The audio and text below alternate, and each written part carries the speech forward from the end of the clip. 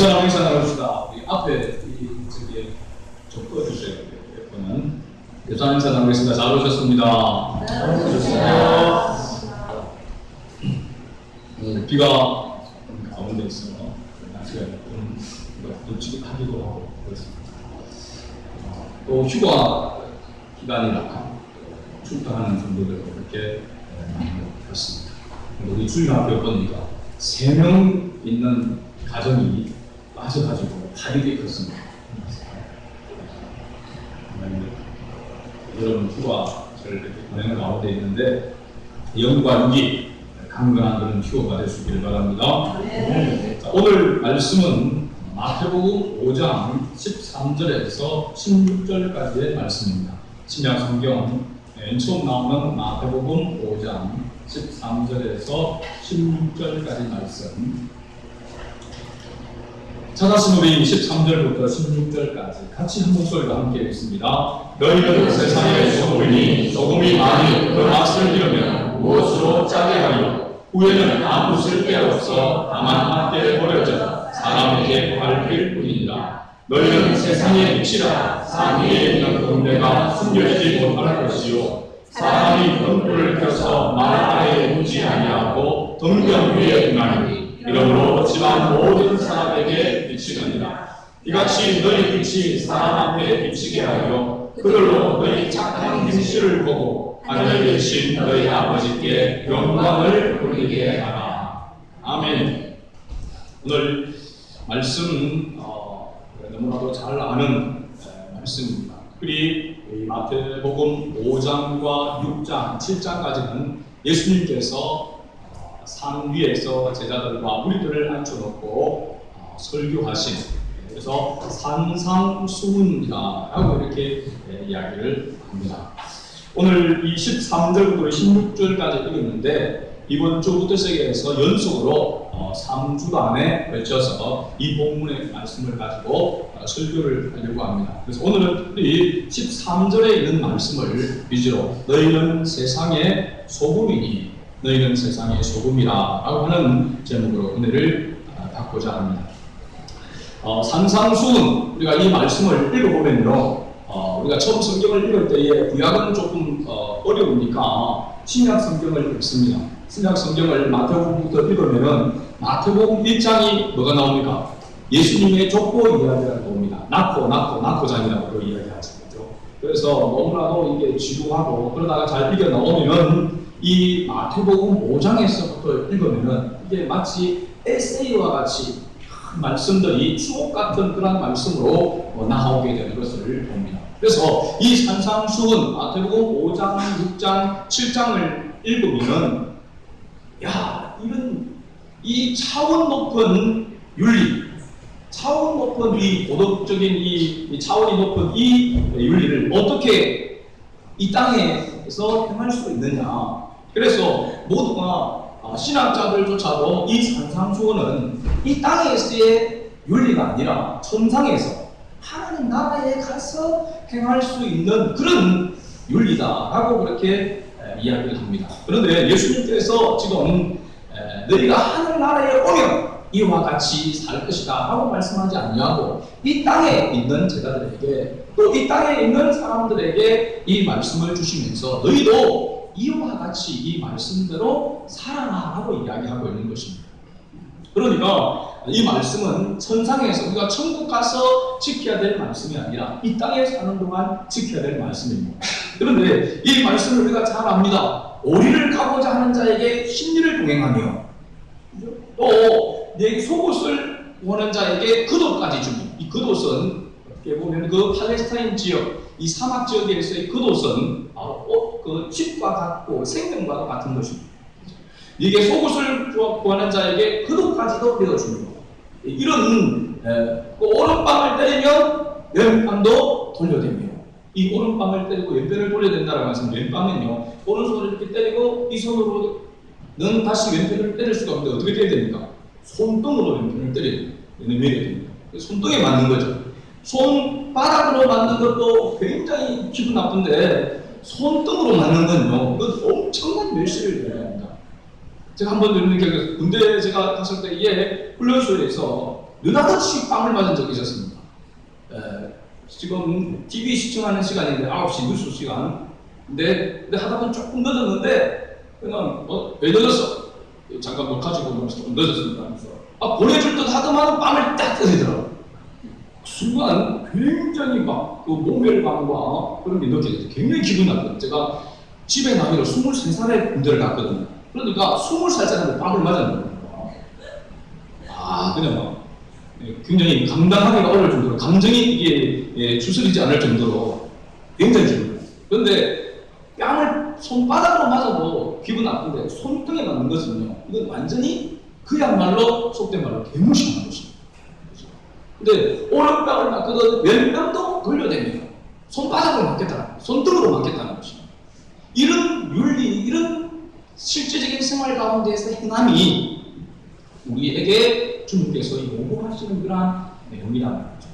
근데 우리는 실제적인 생활 가운데에서 이런 삶을 살아가기가 어렵습니다. 정말 이렇게 살아간다면 우리 모든 그리스도인들이, 예수 믿는 사람들이 이 산상순에 나오는 예수님의 말씀대로 우리가 이 땅에서 살아간다면 정말로 많은 사람들이 빛과 빛처럼 우리의 행실을 보고 교회로 나오는 역사가 많아질 것입니다. 그런데 참 우리가 그리스도인으로서 이와 같은 삶을 살기를 원하면서도 불구하고 이렇게 살아지지가 않는 것입니다. 그야말로 오른밤을 맞으면 나는 주먹으로도 때리고 싶은 그런 마음이 있는 것이죠. 그렇죠? 원수를 사랑하라고 했습니다. 원수를 사랑. 원수는 어떻게 됩니까? 원수는 죽여야 하는 것입니다. 원수는 보복을 하고 죽여야 되는데, 원수는 갚아줘야 되는데, 원수를 사랑하라고 하니까 이거는 제정신으로는 지킬 수 없는 그런 윤리다라고 이야기합니다. 그러니까 많은 사람들이 이 산상수훈은 이 땅에서 지킬 수 없는 말씀이다 라고 이야기합니다. 그러나 예수님은 이 땅에서 지킬 수 없는 말씀을 제자들에게, 그리스도인에게, 주님을 따르는 사람들에게 말씀하시는 것이 아니라고 하는 사실입니다. 오늘 본문 말씀 가운데 특별히 우리가 너희는 세상의 소금이라고 했습니다. 소금. 기도할 때마다 우리 빠지지 않는 레파토리 가운데 하나가 세상의 빛이 되고 소금이 되고, 오늘 우리도 집사님 기도하면서 소금과 같이 부패를 방지하는 그런 그리스도인이 되기를 바랍니다. 맞습니다. 부패를 방지하는 그런 역할을 감당해야 하는 것이 그리스도인입니다. 어둠을 비추는 빛의 역할을 해야 하는 것이 그리스도인입니다. 그런데 오늘 저는 이 본문의 말씀이 분명하게 소금이라고 할 때 소금은 맛을, 소금이 맛을 1년 먹은 사실은 없습니다. 그렇잖아요. 소금이라고 하는 것이 맛이 없어집니까? 맛이 없을 짠맛이 계속해서 있는 것입니다. 그런데 이 팔레스타인 지역에서는 이 소금이 우리가 염전에서 바닷물로서 이렇게 해가지고 만들어지는 그런 소금이 아니라 암염, 돌멩이와 같은 그런 소금이다. 돌멩이. 그 돌멩이 같은 소금인데 완전히 그 돌멩이가, 그 돌덩어리가 소금이 전체가 아니라 거기에서 불순물을 제거하고 완전히 맛을 내는 소금만을 가려내는 겁니다. 그 가려내고 나머지를 왜냐하면 밖에 버린다는 것입니다. 그래서 이해가 되어지는 것이죠. 그 지역의 특징을 생각한다면, 우리가 일반적으로 상식으로 생각한다면 소금이 어떻게 맛을 잃을 수 있느냐. 소금은 녹아질 때까지, 물이 될 때까지 계속해서 없어질 때까지 짠맛을 내는 것입니다. 이런 측면에서 우리가 생각할 때, 지금까지 우리가 계속해서 설교를 듣고 이 말씀을 들을 때에 소금이다, 너희는 세상의 소금이다, 너희는 세상의 빛이라고 한다면 벌써 오늘 뭐 또 세상의 빛이 되라고 하는구나, 또 세상의 소금이 되라고 하는구나 라고 하는 그런, 내가 어떻게 그렇게 살아야지 라고 하는 우리의 행위에 초점이 맞춰집니다. 그런데 오늘 말씀 가운데서 조금 다른 방향으로 생각을 해보려고 합니다. 사실은 이렇게 썩음을 방지하는 역할, 또 어둠을 밝히는 역할의 그 삶을 살아야 된다고 하는 것이 우리가 16절 말씀에서 그렇게 이야기를 하고 있기 때문에 이렇게 강조할 수밖에 사실은 없는 것입니다. 16절 말씀을 다시 한번 읽어볼까요? 마태복음 5장 16절입니다. 이같이 너희 빛이 사람 앞에 비치게 하여 그들로 너희 착한 행실을 보고 하늘에 계신 너희 아버지께 영광을 돌리게 하라. 아멘. 앞에서 소금이라고, 너는 빛이라고 이야기하면서 너희는 세상에서 소금같이, 또 빛같이 사람 앞에 비치게 하여 그들로 너희 무엇을 보고? 착한 행실, 착한 행실을 보고 하늘에 계신 너희 아버지께 영광을 돌리게 하라 라고 이렇게 말씀하고 있습니다. 그러니까 소금, 빛은 곧 뭘로 연결되어지는 겁니까? 착한 행실로 연결되어지는 것입니다. 그러니까 너희는 세상에서 부패를, 썩음을 방지하는 소금에 맞설 내는 그런 성도로 살아라 라고 하는 말이 맞는 말이죠. 또 어둠을 비치는 그런 착한 행실, 어둠을 어떻게 비칠 수 있습니까? 우리가 바르게 살아감으로 세상 사람들, 죄를 짓고 있는 사람들에게 죄 짓지 않는 모습을 통해서 빛을 비춘다는 것을 이야기하고 있죠. 그것은 우리의 선한 행실, 착한 행실이라고 할 수가 있습니다. 그런데 가만히 생각해 보면은 우리가 세상의 소금이요, 세상의 빛의 이런 역할을 해야 되는 걸 너무나 잘 알고 있습니다. 그러나 우리가 알고 있고 그렇게 해야 된다라고 생각하면서도 불구하고 왜 많은 사람들이, 왜 많은 그리스도인들이 세상의 빛으로 소금으로 살지 못하느냐 말이죠. 그런 마음에 원하지 않기 때문입니까? 나는 그래도 죽어도 빛으로 살 마음이 없어. 나는 죽어도 썩어지는 것을 방지하는 그런 소금 같은 역할을 하지 않을 거야. 그렇게 다짐하고 여기 앉아있는 분 있습니까? 뭐 어떻게 하든지 내 마음대로 잘 안 되니까, 내 결단대로, 내 의지대로 안 되니까 하나님 앞에 때로는 뭐 기도하면서 하나님의 능력을 구하고 하나님의 은혜를 구하면서까지 그런 삶을 살아가기를 원하고 있는 것이 저와 여러분 줄로 믿습니다. 그렇죠? 그런데 그럼에도 불구하고 왜 안 되느냐는 것입니다. 왜 안 되느냐는 것입니다. 왜 그렇게 못 사느냐는 것입니다. 왜 오른밤을 때리면 몇 번을 돌려대는 것이 아니라 주먹으로 때리려고 하는 말이죠. 나에게 조그만 손해를 끼치고 나를 괴롭히고 내 자존심을 상하게 하는 그런 말을 하거나 그런 모함을 받게 되어지면 가만히 참지를 못하고 우라통이 생긴다는 거죠. 원수 같은 존재를 무슨 썩을 사랑이냐, 찢어 죽여도 시원하지 않을 그런 원수를 어떻게 사랑할 수 있느냐? 그렇지 않습니다. 기도해도 됩니까? 잘 안 됩니다. 그렇기 때문에 우리가 괴로운 거죠. 그런데 예수님께서는 우리가 이와 같은 빛으로 소금으로 살 수 있는데 그 방법적인 것들을 우리가 잘 모르기 때문에 늘 실패를 한다는 사실입니다. 오늘 그것을 말씀을 통해서 저는 발견하기를 원하는 것이죠.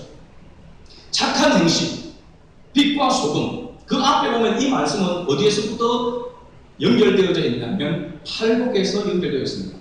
마태복음 5장 3절부터 시작해서 8가지 복을 이야기하고 있습니다. 11절까지, 12절까지 계속해서 이어지는 그런 부분이죠. 이 8가지 복, 이 8가지 복이 진짜 우리에게 생활 속에서 우리가 유익한 복입니까? 아니면은 그야말로 영적인 복입니까? 그죠? 영적인 복이죠. 이 팔복이, 이 팔복에 보면은 우리가 부자가 된다고 이야기하는 것도 아니고, 증명한다는 이야기도 아니고, 사업이 갑자기 번성한다는 것도 아니고, 어떻게 보면은 실제적으로는 이 땅을 살아감에 있어서 내면적인 것을 이야기하고 있는 부분이 더 많은 것이죠. 물론 내면적으로 바르게 되어지고 복을 받으면 외형적으로 복이 들어오게 되겠죠. 그렇죠? 그렇지만 실제적인 현실적으로 보게 되어지면 그렇지 않은 모습입니다. 어쨌든 빛과 소금, 소금과 빛, 이것은 착한 행실과 같은 그런 의미로 이야기를 하고 있고, 착한 행실이라고 할 때에 그거는 뭐냐면 앞에서 이야기하는 8가지 이 복, 팔복을 행하는 삶, 팔복의 삶을 요구하고 있는 것을 이야기하고 있는 것이죠. 그래서 소금과 빛, 이것은 바로 심령이 가난한 자, 애통하고 온유하고 의에 줄이고 목마르며 긍휼을 베풀고 마음이 친절한 등등 8가지 이 복을 통합한 삶을 이야기하고 있다는 사실입니다. 그러면 더더욱 우리가 어떻습니까? 이 말씀대로 살아간다는 것이 오히려 더 부담이 되어지고 이 말씀대로 살아간다는 것이 힘들다. 그래서 어떤 신학자는 이렇게 얘기합니다. 이 산상수훈을 읽고 난 다음에 우리가 나타나는 반응은 어떻게 되냐면 할렐루야 감사합니다. 이 말씀을 주셔서 감사합니다. 이 말씀대로 행하시겠습니다. 라고가 아니라 두 손을 들고 무릎을 꿇고 두 손을 들고 항복이라고 이야기할 수밖에 없는 것이 산상수훈이라는 것입니다. 왜냐하면 내 힘으로는 이 말씀대로 지키기가 어렵습니다. 겉으로 지키는 것, 겉으로 그렇지 하는 것을 하나님 원하는 것이 아니라 속 마음까지 심정까지 완전히 이와 같은 모습으로 살기를 주님이 원하시니까 항복이라고 하죠. 불가능하다고 하는 것입니다. 우리 힘으로는 불가능합니다. 그런 고백이 나올 수밖에 없다는 것이다. 그런데 주님은 우리에게 이런 삶을 살아라고 지금 말씀하고 있단 말이죠. 그래서 이 소금의 삶, 착한 행실, 이 삶이 뭔지 우리가 살펴보면서 착한 행실 앞에 나오는 빛, 그 앞에 나오는 이 소금, 너희는 세상의 소금이라고 하는데 이 소금이 뜻하는 바가 무엇인지를 살펴보기를 원합니다. 오늘 우리가 살펴볼 주제는 단 한 가지입니다. 너희는 세상의 소금이라고 하는 것은 바로 너희는 하나님의 언약의 백성이라고 하는 것입니다. 따라합시다. 너희는 하나님의 언약의 백성이다. 자기를 가리키면서 나는 하나님의 언약의 백성이다. 할렐루야. 믿습니까 여러분?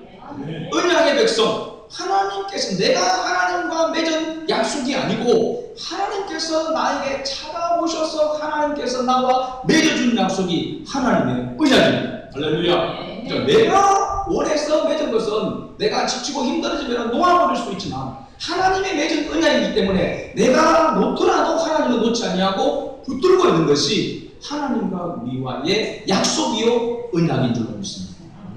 자, 그래서 성경은 성경으로 풀어야 된다라고 하는 것을 우리는 잘 알고 있습니다.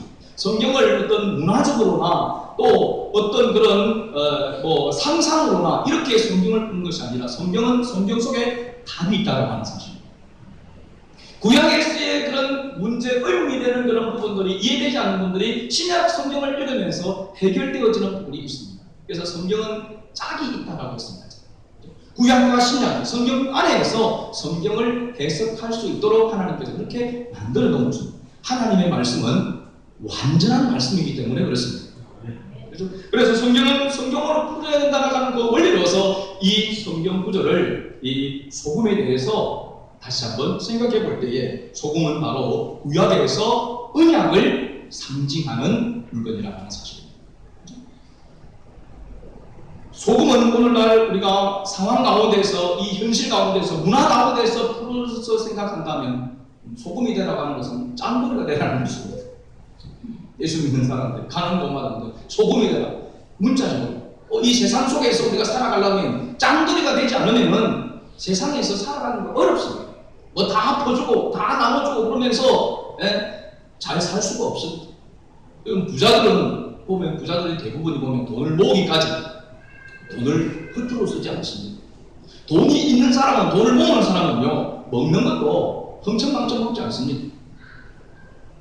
입는 것도 먹는 것들은 돈이 있으면서 왜 저렇게 살아야 되나 그렇게 이야기하는데 실제적으로 보면요 돈을 모으려고 하는 사람은 굉장히 절약합니다. 금방 절약합니다. 그저께 제가 저희 할머니 소천에 와서 이렇게 갔다 왔지만은 저희 장모님 그 집이 48평이나 됩니다. 큽니다. 제가 살고 있는 집 2배입니다. 그래서 좀 여유가 있으니까 그렇죠? 그러니까 이렇게 가는데 자고 있는데 뭔가 더워 에어컨을 틀어놨고 약하게 틀어놨는데 저희 장모님 와서 끄고 가십니다. 그냥 에어컨만 끈 게 아니라 콘까지 다 끄고 그래서 야 있는 사람이 자구나 여러분 그렇습니다. 저희도 어릴 때에 우리 동네에서 제가 가정이 잘 살았다고 그랬잖아요. 우리 동네에서 한 20-30가구 되는 거기에서 제일 잘 살았단 말이죠. 못 믿는 표정인데 그 동네에서 우리 동네에서는 시골에서 잘 살았단 말이죠. 그런데 보면은 먹는 거나 입는 거 맨 물려받고 옷도 맨날 이렇게 오는데 맨날 저희 집에 돈 빌리러 오는 그 친구 집을 보니까 늘 고기 구워 먹고 고기를 냉장고에 넣어 놓고 살더라.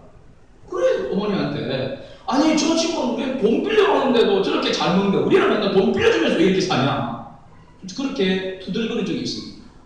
저희 어머니는 그렇게 흑청 먹고 쏘고 하면 그래서 맨날 돈 빌리러 다니지 않느냐 그런 이야기를 하더라고요. 부자는 쉽게 돈을 쓰지 않습니다. 쓸 때 계산하고 이렇게 쓰지 훔쳐먹자 쓰지 않는단 말이죠. 그러니까 우리 예수 믿는 사람이 이 세상에 살아가면서 제대로 살아가려고 하면 흥청망청 써보고는 살 수 없단 말이죠. 그러니까 소금이 되라고 하는 것은 짠돌이가 되라라고 그렇게 생각하는 것도 틀린 것은 아닙니다. 그런데 실제적으로 이 성경을 해석할 때에 우리가 이와 같은 모습으로 해석하게 되어지면 잘못될 수 있다는 사실이죠. 위험하다는 사실입니다. 구약에서 소금이 등장하는 것은 하나님의 언약이라고 하는 것과 함께 등장한다고 하는 사실입니다. 여러분 성경에 오늘 여러분 그 주보에 나와 있지 않기 때문에 요약되어 있지 않기 때문에 이 성경 구절은 써놓으시기 바랍니다. 성경 구절을 써놓고 집에 가서 찾아보세요. 역대하 13장 5절입니다. 역대하 구약성경 역대하 13장 5절 보면 이스라엘 하나님 여호와께서 소금 언약으로 무슨 언약으로? 소금 언약으로 이스라엘 나라를 영원히 다윗과 그의 자손에게 주신 것을 너희가 알 것이 아니냐라고 이렇게 기록하고 있습니다. 소금 언약. 그리고 민수기 18장 19절 민수기 구약성경 민수기 18장 19절에 보면 이스라엘 자손이 여호와께 거제로 드리는 모든 선물은 내가 영구한 복새 음식으로 너와 네 자녀에게 주노니 이는 여호와 앞에 너와 네 후손에게 영원한 소금 언약이니라. 할렐루야. 소금 언약. 분명 언약이 하나님의 언약을 소금과 같이 비유를 들어서 이야기를 한 것이죠. 하나님의 언약은 이 세상에서의 어떤 물건들을 볼 때에 맛이 변하지 않는, 변개치 않는 그런 것이 바로 소금이란 말이죠. 녹아져서도 그 짠맛을 잃어버리지 않는 소금과 같은 하나님의 언약은 변하지 않는다라고 하는 것을 이야기하고 있는 것입니다. 영원한 소금, 언약 이 세 가지가 상징이 영원하다는 것입니다. 변하지 않는다는 것입니다. 소금이 변하지 맛이 변하지 않는 것 같은 그런 언약. 그래서 하나님의 언약은 변하지 않는다. 너희는 세상의 소금이니 라고 이야기하는 것은 너희는 나와 약속을 맺은 나의 자녀이니 백성이니 라고 하는 말씀이라고 하는 사실이죠. 하나님께서 이 언약을 앞에서도 이야기했지만 하나님이 언약을 맺었을 때 우리가 주도한 것이 아니라 하나님이 주도하신 언약이라고 하는 사실입니다. 여러분 노아의 한예를 보면 노아의 언약을 보게 되면요, 하나님은 노아 홍수로 죄악된 세상을 멸하신 후에 노아를 통해서 새 인류를 세상에 두지만 그때도 이미 하나님은 아셨습니다. 이 노아의 후손들은 절대로 죄를 짓지 않을 것이다. 또 죄가 지어지게 될 것이다. 죄를 짓게 될 것이다. 죄가 관영해서 하나님이 그 죄를 심판해서 다시는 범죄치 말라고 이렇게 경고를 하셨지만은, 그러나 연약한 인간은, 죄성을 가지고 있는 인간은, 아담의 후손인 인간은 또 죄를 지을 수 있는 가능성을 항상 가지고 있다는 사실입니다. 그래서 이 언약의 약속의 주도권이 우리에게 있는 것이 아니라, 인간에게 있는 것이 아니라 하나님께 있다는 사실입니다. 하나님이 이스라엘 백성에게도 이스라엘 백성이 살아계신 하나님 앞에 찾아간 것이 아니라 하나님께서 이스라엘 백성들에게 찾아오셔서 나는 너의 하나님이 되고 너는 나의 백성이 될지니라. 그래서 하나님께서 언약을 맺은 것입니다. 굉장히 중요한 것입니다. 약속의 주도권이 인간에게 있지 아니하고 하나님께 있다라고 하는 이 신앙이 굉장히 중요하단 말이죠. 이 약속, 이 하나님의 약속은 또 영원히 변치 않는다라고 하는 사실.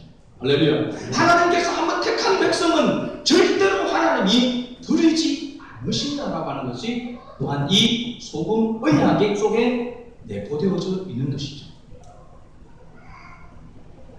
자, 그러니까 너희는 세상의 소금이라고 하는 이 소금 언약의 관점에서 성경을 풀어보면요, 너희는 영원히 언약을 맺은 내 백성이다. 너희가 세상의 소금이라는 것은 이제 언약의 백성이 되었다. 하나님의 자녀가 되었다라고 하는 것입니다. 너희가 내 백성이 된 것은 소금이 변하지 않듯이 그 언약은 결코 변하지 아니하고 영원하다라고 하는 것을 의미하는 것이죠. 할렐루야. 하나님의 언약의 특징이 바로 여기에 있는 것입니다. 하나님께서 주도하시는 약속, 하나님이 주도하시는 언약이라고 하는 사실이죠. 이와 같은 모습으로 우리가 살아가야 한다는 사실입니다. 이 말씀을, 이 약속을, 이 믿음을 잃어버리면 우리는 세상 속에서 그리스도인으로 살아갈 수 없고 착한 행실, 소금으로서 빛으로서의 삶을 살아갈 수 없다라는 것입니다. 그러니까 실질적으로 보면은 어떻게 보면은 미리 결론을 내린다면은 왜 우리가 세상 사람들보다도 겉으로 그런 채 하면서 외형적으로는 윤리적이고 도덕적인 그런 사람들 그 도덕적인 수준과 윤리보다도 훨씬 더 높은 차원의 윤리와 도덕을 하나님의 말씀대로 살아가는 그 삶을 하나님이 원하시는데 왜 그렇게 살아가고 있지 못한가 하는 것은 무엇 때문이다? 하나님의 이 약속을 붙들지 못하기 때문입니다. 그래서 오늘 이 본문 말씀과 가장 흡사하게 우리에게 잘 설명해주는 예수님의 비유가 바로 요한복음 15장에 나옵니다. 요한복음 15장 포도나무의 비유에서 말씀하신 것과 같은 원리가 오늘 이 본문의 말씀과 서로 비교가 되어지는 것이죠. 너무나도 제가 볼 때는 절묘하게 이 본문의 말씀을 잘 설명해주고 있는 것이 요한복음 15장 1절에서 6절까지 말씀입니다. 한번 찾아서 한번 읽어볼까요? 요한복음 신약성경 요한복음 15장 1절에서 6절.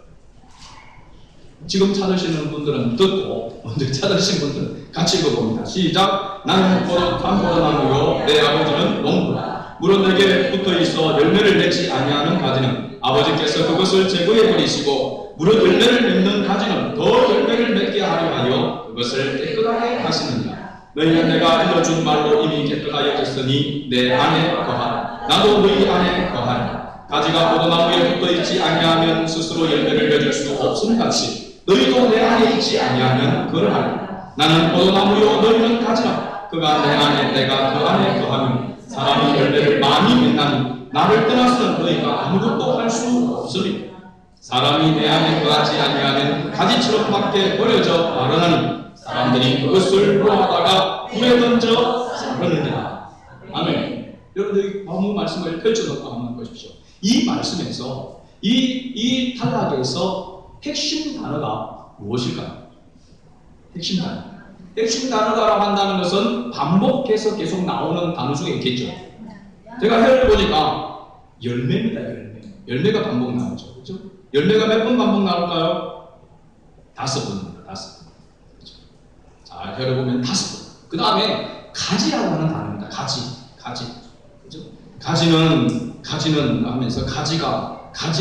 그렇죠? 가지처럼 5번 나오고 있어요. 그 다음에 아내라는 것입니다. 몇 번 나올까요? 아내. 내 안에 거하라. 그래서 제가 오늘 시와 찬미 320장 나의 안에 거하라 나는 내 하나님이 이 찬양을 불렀습니다. 이 본문대로 몇 번입니까? 6번.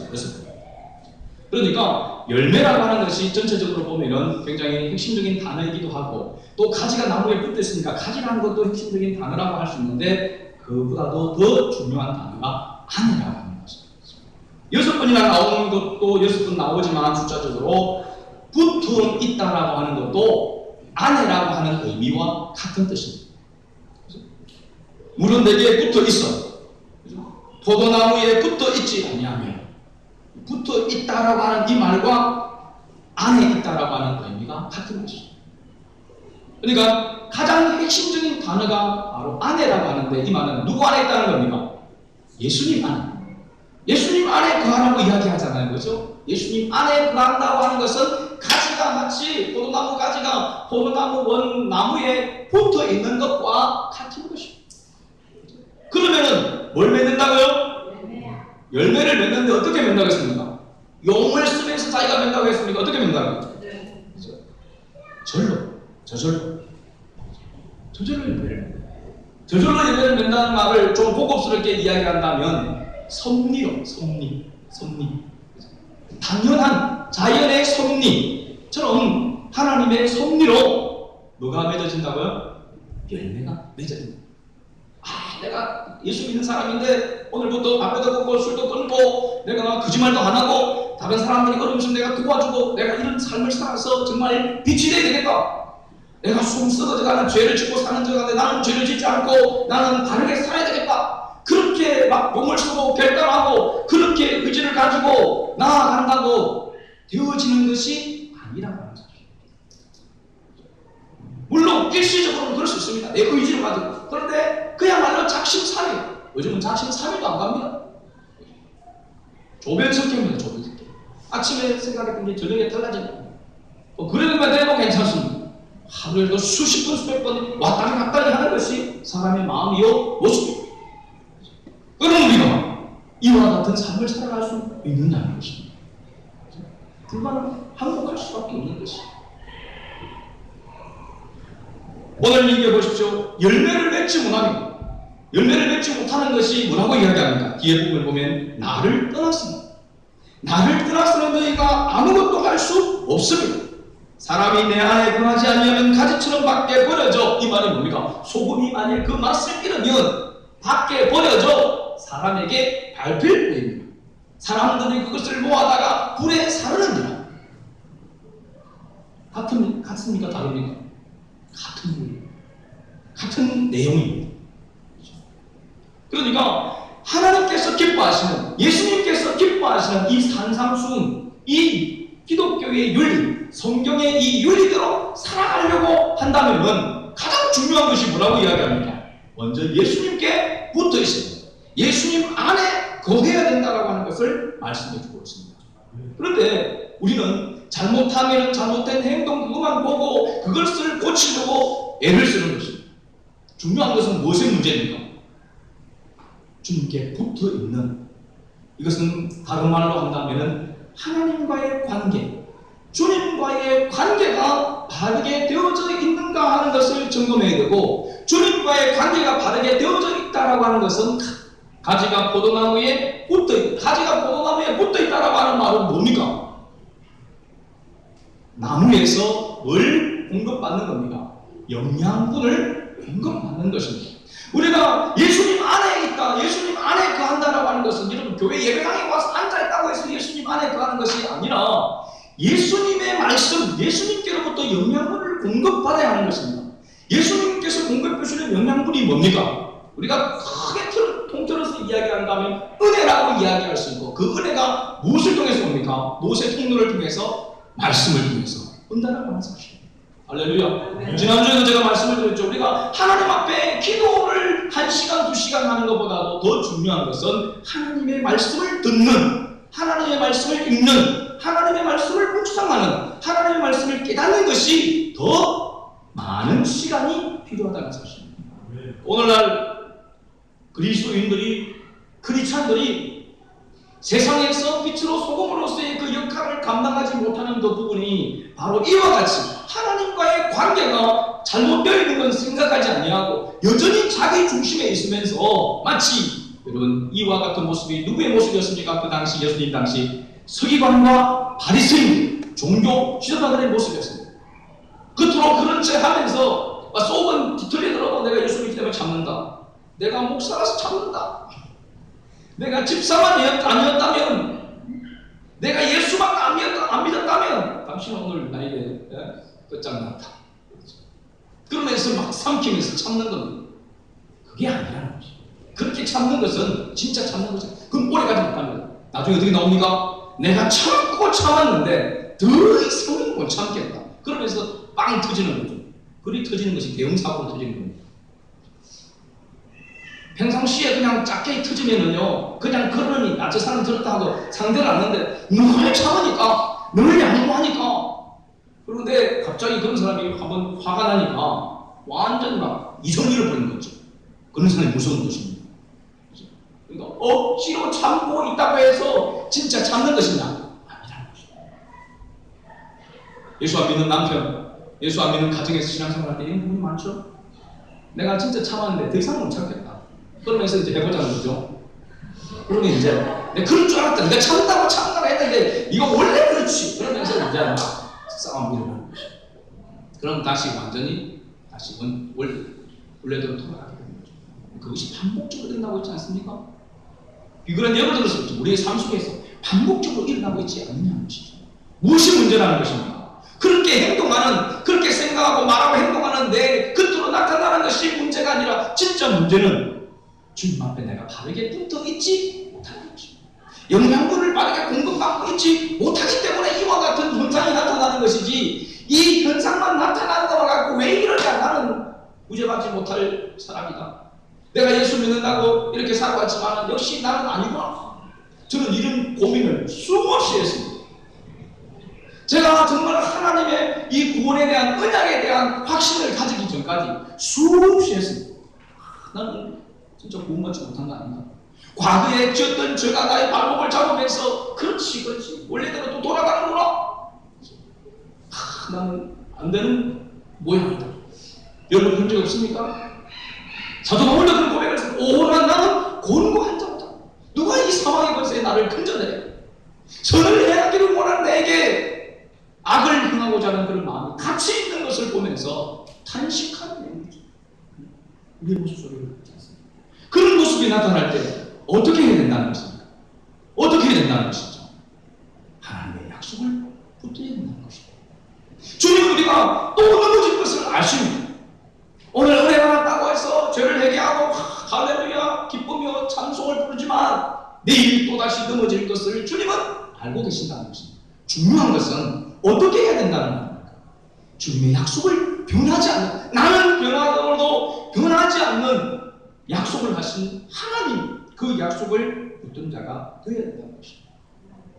소금, 세상의 소금이 되라. 우리의 어떤 착한 행실, 윤리적으로 도덕적으로 조금 더 나은 그런 행동을 해라라고 주님이 말씀하시고 있는 것이 아니라 너희는 연약한 존재니까 너희 스스로는 열매를 맺을 수 없으니까 나에게서 영장분을 공급하라. 나에게 꼭 붙어있어라. 내 안에 거하라라고 말씀하고 있는 것입니다. 이 약속을, 이 믿음을 가지고 살아야 한다라고 하면서 설명하고 있는 것이죠. 조금 다릅니까 여러분? 조금 색다르게 접근이 되었다라고 생각되어집니까? 아니 목사님 뭐 그렇게 다 아는데 뭐 소금같이 썩음을 방지하고 또 어둠의 빛을 비추라는 그 말씀인데 뭐 그렇게 어렵게 또 뭐 소금까지 끌어와가지고 또 이러십니까?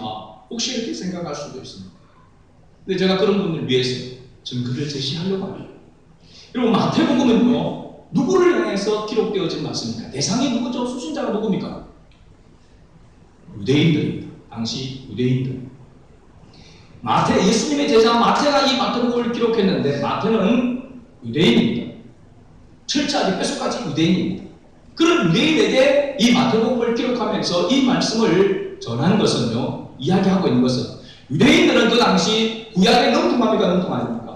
어릴 때부터 율법을 토라를 암송하고 외워서 구약의 약속에 대해서 아주 잘 알고 있는 사람들이 유대인입니다.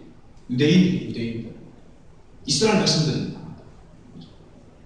그런 그들에게 이 말씀을 하고 있고 또 마태복음을 보게 되어지면 마태가 구약의 성경을 많이 인용하는 것을 보게 되어집니다. 예수님도 구약 성경을 많이 인용해서 이야기했지만 이 마태는 구약에서 약속해준 이사야 선지자를 통해서 구약의 여러 가지 선지자를 통해서 말씀했던 그 말씀들을 끌어와서 유대인들에게 이야기하고 있습니다. 왜? 유대인은 구약을 잘 알고 있기 때문에.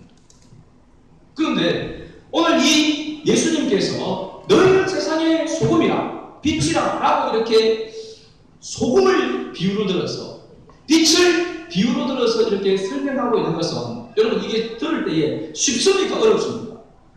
너희는 포도나무라 나는 포도나무에 너희는 가지라 라고 이렇게 비유를 들어서 이야기할 때 이것이 쉽습니까? 어렵습니까? 어떻게 보면 우리가 이 세상적인 문화와 지식을 가지고 접근해보면 이게 뭐가 그렇게 어려운 게 뭐였습니까? 소금 맛을 내는 겁니다. 부패를 방지하니까 썩음을 방지하라. 태양이 비추면 어둠을 몰아낸다. 어둠을 몰아내는 빛이 되라. 더 전혀 어려울 것이 없습니다. 그런데 중요한 것은 유대인들에게는 이 비유가 이렇게 단순하게 겉으로 드러나는 그런 쉬운 비유로 이야기한 것이 아니라고 하는 사실입니다. 헬라인들, 당시 헬라인들, 이방인들은 이 비유를 알아듣지 못하도록 한 것입니다. 유대인들이 많이, 예를 들면 주님의 은혜를 받고 하나님의 언약의 백성이 된 자, 하나님의 자녀가 된 자라야 깨달을 수 있는 말씀이지 그냥 아무나 이 말씀을 듣고 이 진리를 알 수 있는 것이 아니라고 하는 사실입니다. 자, 한번 예를 들어서 보게 되면요. 마가복음 4장 10절에서 12절 말씀을 살펴보면 예수님께서 홀로 계실 때에 함께한 사람들이 12제자와 더불어 그 비밀을 대하여 물으니 이르시되 하나님 나라의 비밀을 너희에게는 주었으나 그 다음에 외인 누굽니까? 이방인에게는 모든 것을 비유로 하나니 이는 그들로 보기를 보아도 알지 못하며 듣기를 들어도 깨닫지 못하게 하여 돌이켜 죄 사함을 얻지 못하게 하려 함이라. 다시 말하면 하나님의 택한 백성은 들어서 깨닫도록 하기 위한 비밀이라고 하는 사실입니다. 하나님의 택한 백성은 들어도 깨닫지 못하고 보아도 보지 못하는 그런 비밀로 말씀한 것이 비유라고 하는 사실입니다. 이해가 되십니까? 그러니까 세상에 소금이 되라 빛이 되라고 하는 단순하게 겉으로 드러나는 그 말씀에 의미가 있는 것이 아니라 이 소금이라고 하는 그 하나님이 약속한 언약을 기억하는 사실. 그 언약을 붙드는 자가 바로 하나님의 이 은혜 속에 거할 수 있고 또 하나님께서 말씀하신 이 말씀대로 살아갈 수 있다. 하나님께서 공급해 주시는 그 힘으로만 마음과 뜻을 다하여 힘을 다하여 하나님을 사랑하고 그러므로 세상의 어떤 종교, 어떤 사람들보다도 더 차원 높은 윤리적인 삶을 살아갈 수 있다는 것을